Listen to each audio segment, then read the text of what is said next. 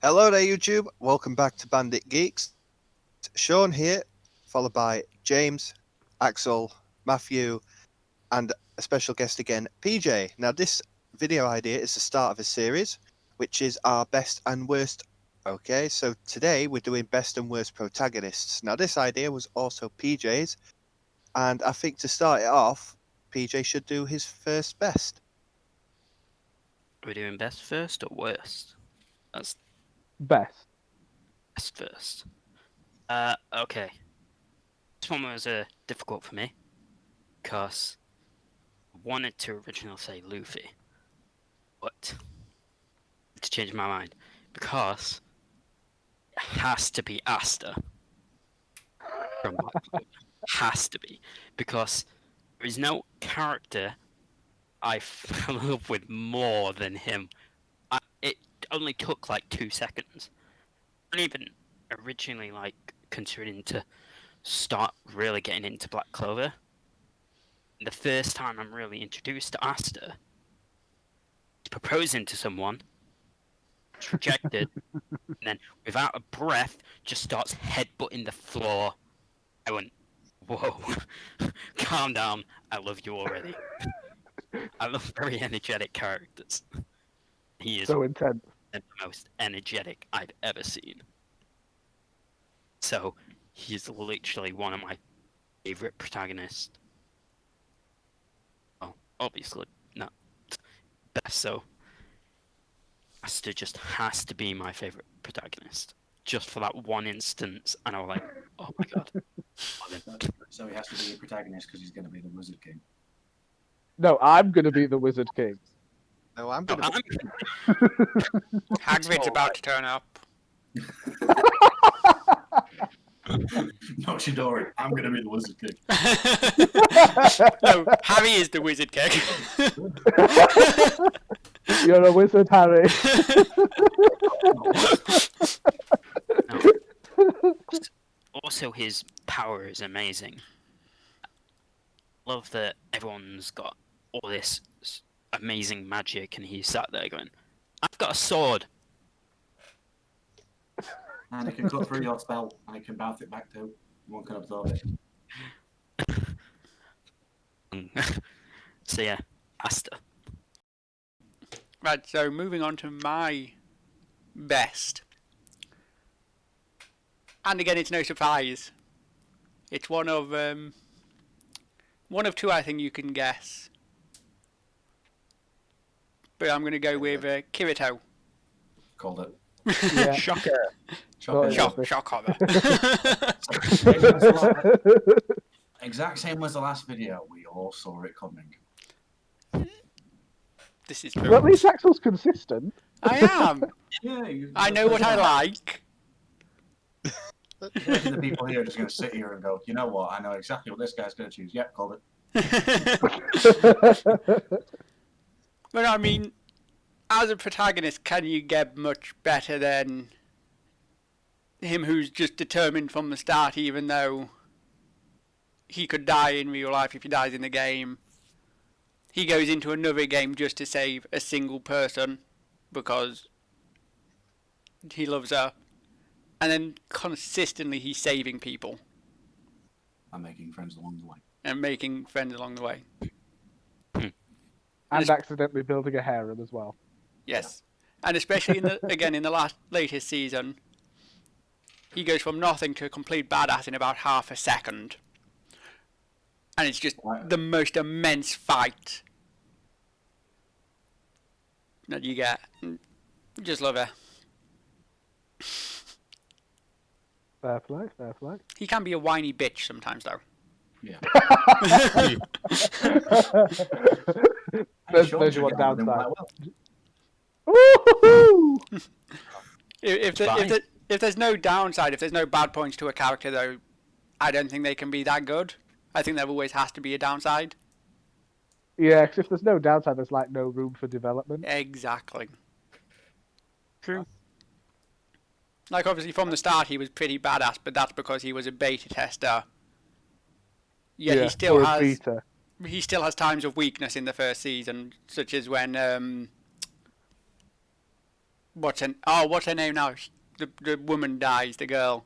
The last from Sachi. the Black Cats. Yeah, Sachi, that's the one. When she dies, he shows weakness, but then goes complete badass again to try and save her. Yeah. Just to find out that it can't actually happen. Yes. See, I got a crawling down there, right? Yes. Sad moment. So, yeah. Right. Mine is Iki Kuragane. Kuragane. I can't pronounce his name now. Iki Kuragane. Yeah, from what is it? Chivalry of a Failed Knight. Simple Okay. fact. It's again, I don't like overpowered characters. Sometimes I just feel like they're overbearing. Yes, the guy in his own right is a force to be reckoned with, but you still see the kindness in him. I mean, come on, everyone in the entire school named him the worst one, and then he beat the best one, and then everyone's like, "Can you teach us how you did that?" Sure, yeah, why not? Join in. My favourite bit, my favourite moment from Iki is when he walks in on Stella. Oh yeah. The walk-in. Oh. Just his reaction, how he reacts in that situation. It's like, I mean, there are like 4 different reactions he could have done, but he went for the one that I never thought was going to happen, and I was there like, yeah. wow, this guy has some power on him. Right, okay. Yeah. It's like, wow, we're not one of those anime protagonists who just sees a girl and then runs off all blushing. Yeah. Like, oh my god, I'm sorry. Yeah. This guy just took it completely out of the blue. Everyone's like, wow, okay, that happened. Yep. It's like, wow, this guy's got a pair on him. So yeah, that's my choice, Iki Kuragane, just because he's a plain old badass with no superpowers. Fair play. Yeah, Sean, you're up. Yeah, right. So mine, you could probably guess it, but my favourite protagonist mainly is Emma from Promised Neverland. Okay. She's just so smart, so intelligent, and again, she can just the dedication she shows. So without trying to spoil too much, when she and Norman find out the truth, she straight away says, "No, we're saving everybody." And even though people were saying, "What about the little ones? They might not be able to do it," she says, "That's fine. We will come back for them." It's like, okay, so she's got a head set. She's headstrong, and without trying to go into too much detail, in the new episodes, she shows more to her personality. There's more development to come for her. The episode that just came out, episode 2, wow, what she just does is just like, wow. It's nothing shocking, but it's something like you feel more emotionally connected to her because of what she's going through. But oh wow, it's just the stuff they're putting her through at the moment is just fantastic, and I've got to give credit where credit is due to the manga writers and to the anime writers. They're just doing an absolute fantastic job. I mean, in that one, wasn't it? She wanted to get everyone out, but then she was talked down by a friend to get the people who could survive out and leave the young ones here because they've got They've got time. Yeah, they've got time. Yeah, it's safer for them to stay where they are than to come into a place where they've got no idea where they're going. Yeah. But she's the better one out of the 3, to be fair, and she's really she's so energetic as well. That's the thing. But the fact of what she does when people think, "Oh God, she's lost hope," it's like, no, she hasn't. Like, wow, it's fantastic. Oh yes, the whole end episode of the first season really shows you what she's capable of, and it's really good. But yeah, that's my choice, Emma. Just Emma because they have no second name, so it's Emma. Fair play. For me, I will just admit there is a couple of honourable mentions because I was quite stuck on mine. Like the 2 honourable mentions will be Tanjiro from Demon Slayer. Yeah. Obviously, PJ would know all about him. Yeah. The other one is Shin Wolford from Wise Man's Grandchild. Yeah. I mean, I know Matt knows all about that one. They were the other 2 I was considering, but there is one that just edged them out for me. it maybe should come as no surprise either. And that is Naofumi Shot from Shield fired. Hero. Naofumi Iwatani. See, And it's I not want just because of the meme where he's Naofumi, then Naofuming. not just because of that, but because, as I say, he starts off as like a normal otaku, which obviously I think all of us can relate to some degree. And he's then in another world. His reputation is then completely destroyed, and obviously we know he keeps getting screwed over, but he somehow keeps powering through that and eventually proves himself wrong. And really, as I said before, the name is fitting, Rising of the Shield Hero, from bottom of the barrel to being revered.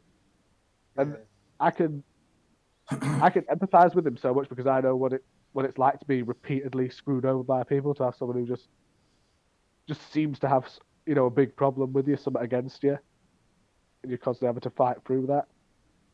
That's what gave him the edge for me, the fact that I could, well, maybe not necessarily empathise with the exact issues he had, specifically because that's specific to the storyline and a lot of it specifically to that world, but obviously I just know what it's like to be repeatedly screwed over. Then everyone thinks you're bad because of it. I mean, obviously this is going way, way, way back. These sort of things happen to me more like when I was in school as opposed to when I've left, but yeah, I suppose that's what does it for me. I can really empathise with him, even though I've not been through the exact same issue. I know what it's like to just be repeatedly screwed over, but always somehow find a way through. I think a lot of us could empathise with that because if, well, I know for a fact me and Sean had the same problems in school. I'm not sure about Axel. I'm not sure about PJ, to be honest. I can understand. PJ, what about you? Yeah, Probably. and it's because of that, because you can empathise with him. You know, people seemingly always against him, but it is just that the fact that while he can be a bit cynical, deep down he's not a bad guy. I don't know, it makes you want to almost cheer for him. Like, you know, you want him to succeed. You want him to prove everyone wrong. I'm not gonna lie, I did shout at my TV in some of the fights, like, "Come on!" Like, I think we all were. Aye, but that was my best for me. Now Fumi Iwatani from Rising of the Shield Hero. And now I believe it is on to worse. yes. Yeah. That it is. For worst, I have an honourable mention again, and it's Goku. Okay. Okay. And the reason why I is think you because may have just triggered every Dragon Ball fanboy yeah, ever. probably. You're going to be shouting at the TV screen now. What are you going to say bad about Goku? Just going to be a comment. I always have. Do like Goku, don't get me wrong. My worst is just, still love the character, it's just not as much as most. Goku's Okay. one that he's just an idiot and I don't really care. But now I'm going to trigger Matt. Okay. My worst, and it's simple from the beginning, I ended up loving him, but my worst is Ichigo. I am going to slap you. Let me explain. What annoyed me about Ichigo is the very beginning. The reason why he's fighting is very unclear. Yeah. Like, it's almost like forced. Why he's fighting? Why he's a Soul Reaper? And that's what I didn't like. Whenever he started like talking about his ideals, like, these are not your ideals. What are you even talking about? I mean, episode 1, it was to protect his family. But Yes. then his ideals, he later then starts talking about other ideals that he's had, and I'm like, that was never your ideals. Your ideals were simply, I need to protect my family. It's not do right or wrong or anything like that. It's just, in that moment, you needed to do this. I think it's more he fights because it's the right thing to do, because he needs to protect. It's not because he has said before, it's not. He needs to protect his family. He wants to protect everyone. He has said that in an again, but that many fillers, that many episodes. I don't know which episode it is, but he has said he wants to protect everyone. I know he has said that, and that's when I started to like him, when he started to like own his ideals more. Before that, he was just swaying between, like, he doesn't actually know what he's doing. He didn't. So he's just sat there going, I'm just throwing a sword around because... Again, before he got to his what is it, from his original from his original sword to his Shikai, he had no idea how to use that thing. He was literally just throwing a sword around. Yeah. He had no idea that Soul Reapers could use magic, or whatever they call it. Hado. Yeah, Hado and all that. He had no idea that they could use Hado and everything until he met the other Soul Reapers. Because obviously Ruki, I don't even know why Ruki didn't go, oh yeah, you've got all this soul pressure, why don't you try saying these words and see how powerful it is? In his defense, he's probably blown himself up with Hado number 31, the red cannon. But no, as before, with Goku being an honourable mention, it's not that I hate Ichigo. It's just at the very beginning of the anime, listening to him made me almost want to stop watching it. So like, just shut up. You don't know what you're doing. Get on with what you're doing. Just swing that sword. Just carry on swinging the sword. Just shut up. You say that you've still triggered Matt. He's still triggered. I'm still going to slap him. PJ, I'm going to do a loop. I'm going to slap.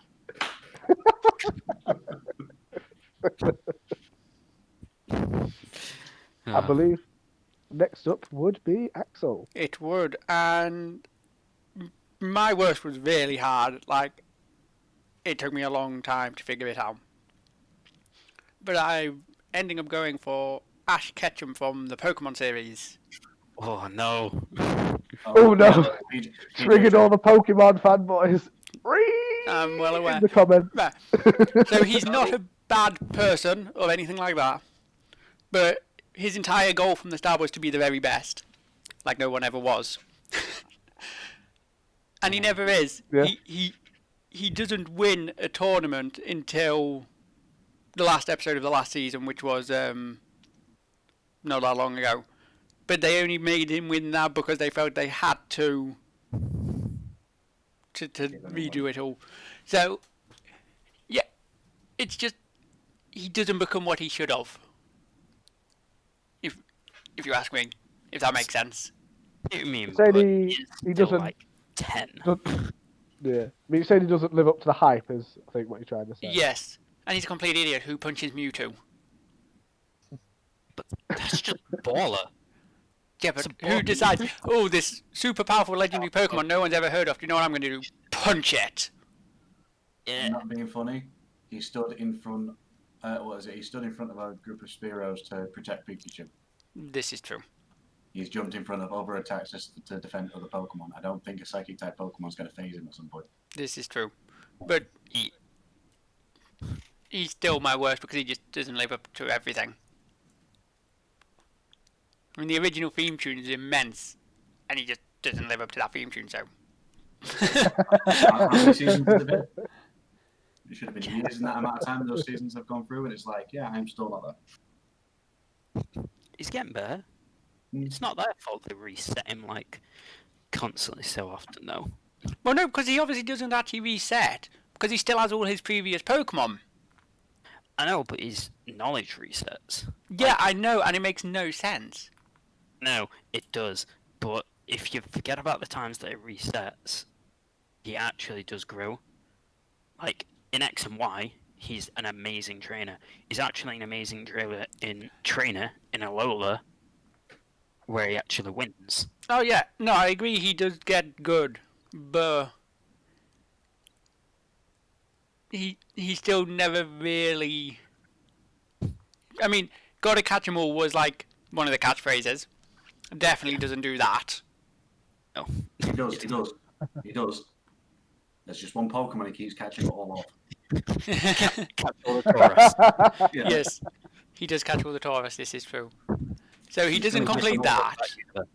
That one talks about Unova. No. He doesn't complete the Pokedex, which was which was the task he was given by Professor Oak. True. Or anything. So, what does he actually achieve? They've got a new character who is doing the Pokedex thing, though. So, Yes, a little So- bit better. that's my worst. And it was a hard one to pick. It's there. It's there. Fair enough. I can Understand. understand why. Yeah. Right, I guess it's on to me then. Mine was actually, and I have an honourable mention, Lelouch v Britannia from Code Geass. Okay. I don't like the guy, but again, I don't know. I just didn't like the guy. He seemed high on himself, but at the same time, I could see his appeal in the story. So it was like, fair enough, leave him alone. But my worst is Shu Omura from Gilded Crown, Okay. just for the simple fact of without spoiling anything, he uses his friends at a certain point. He uses his friends to benefit himself, and it's like, I'm not being funny. With power or without power, you should never do that anyway. It goes from being a normal person to someone who has immense power and can do amazing things, but he squanders it. I know it's sense the reason why the name Guilty Crown and everything is part of the story, but again, and he does again. I don't hate the character because the character adds to the story. I just hate what the character does. He lets himself get corrupted by the power he has. I mean, last episode, he sorts himself out and he gets on track with everything, which is fine. That's great. That's what ends the story, which is brilliant. But throughout, I'm just there like, no, never do that to people, especially to people who are meant to be loyal to you. Okay. So yeah, that's my worst from Guilty Crown. Fair play. Sean, you're up. Okay, so my worst now. Don't get me wrong. This character is still a good character. It's just some stuff I don't like about him, and I still like him, but he's the worst out of the lot for me, and that is Akira from Devilman Crybaby.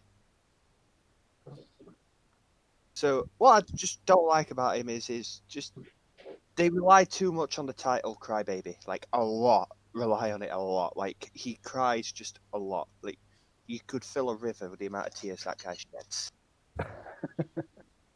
But don't get me wrong, he has his plus sides. It's just he's a simp for a girl, proper simp. But some of the good traits he has though is like when he finally actually becomes a devil man, he just waltzes right on into school during the day, goes into the main hall and just watches porn. Literally just watches it. With everyone watching him. Just walks straight in there. Yep, I'm watching this, and just sits there. It's like, well, okay. But I also got a bit cringed at that. I'm like, who in the right idea would just walk into school and do that? But at the end of the day, he's still an okay character. Like the whole story with him and Rio was just fantastic. It was a one and done series as well, so it's a 12 episode. So if you are interested, it is really good. It's a Netflix original, so it's really good. The downside to it is just I watched it, I liked it. I'm just not keen on the animation style. That's another reason I don't like him is how he's drawn. But I just some of the stuff with him is just like why does a man need to cry so much? But yeah, Akira from Devilman Crybaby is my list. Okay. I think you're the only person who's actually seen Devilman Crybaby. Yeah, I've not seen it. Neither have I. Yeah, it is on my list. Yeah. Yep. For me, for my worst, strictly speaking, I don't hate this character, but there is one thing about him that really annoys me. And to be fair, the thing that annoys me about him is something that's consistent with other characters as well. But he's just particularly bad. And that is Ichika Orimura from Infinite Stratos. Oh my god. I get you know, Infinite Stratus is a harem. He's a harem protagonist. It's common that they are often to some degree dense, but this guy takes it to a whole new level. Oh, it's that anime, right? Okay, I got confused on who you were talking about. There are, while I didn't enjoy watching the series, there were times when, oh my god, I was just screaming at the screen because of how dense he was. It's like, you for real? No, you weren't screaming at the screen. You were just face palming that hard. Your face was red by the end of it. Weren't there- the actor for Ichika also went in and says to the director, "Is he really this dense?" I don't know if that's true. That's an internet rumor I heard that apparently his voice actor asked, "Is he really that dense?" I don't know if that's true, but I did read something about that online. As I say, I can't vouch for how authentic that is, but I But can to answer remember the seeing it, question, and I was yes, like, the character is that dense. yeah. In his voice actor, the I King mean, of somehow, Harems. you what? In his voice actor, the King of Harems, Josh Grell. In the English version, I think so. But that's kind of not the point. It's like it's so obvious all these girls are interested, and he just doesn't pick up on anything. Like one example of how dense each career is when Reen, the Chinese girl, like before when they were childhood friends, he wanted to get good at cooking, and she would basically make him sweet and sour pork every day. Now he just thought that meant he was just going to get nice food every day. What he didn't click on was the fact that she wanted him. I don't think it takes much reduce to really click on that. Or maybe that's just No. me. But as I say, just goes completely over his head. I mean, another character you can compare him to is Katarina from My Next Life as a Villainess. I mean, yeah, she is incredibly dense as well, but number one, she almost sort of has an excuse because she's more concentrated on avoiding doom flags, whereas Ichika doesn't really have anything like that. Yeah. I mean, well, he does have objectives, but it's not like as prevalent as it is for Katarina, not as immediate. So you'd think he might click on something, but no. And the other thing with Katarina is, in My Next Life as a Villainess, it's quite funny how it's done because all the people interested in her just cock block each other. So that makes it funnier. So you could also look at him as being as dense as Kirito, who I mentioned earlier, because obviously he knows Asuna wants him, but he never realizes every other woman he speaks to wants him. That's true, but he's not as dense because he realizes that at least one of them wants him. Ichika, Yes. nothing. They could probably offer to marry him, blow him, make love to him, everything in front of everyone, and he'd still think, "Oh, is this some weird friendship ritual?" There's something seriously wrong with that boy. And like, even in one of the episodes, he's asked by the girls who looks best in their swimwear, and like an absolute dildo, the answer he gives is his big sister. Not completely not clicking on what the other lasses are wanting out of this. It is funny, but it's also incredibly frustrating. It's like, what is wrong with you, boy? Are you? Oh my god! Maybe he's gay. What, with a sister thing?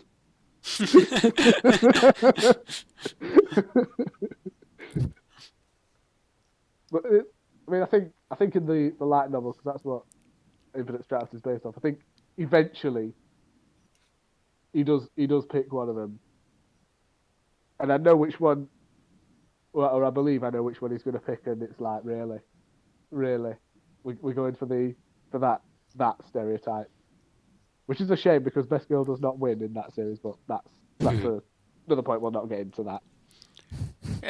But yeah, just the denseness of him frustrates me. And that wraps it up for today's video and the first ever episode of Best and Worst. Coming in the next episode of Best and Worst will be Antagonists, so stay tuned and watch out for that. And if you did like the video, just leave us a like and comment with your best and worst protagonists. And if you really enjoyed, give us a subscribe. It would be much appreciated. And we will see you guys in the next video. See ya. See you later.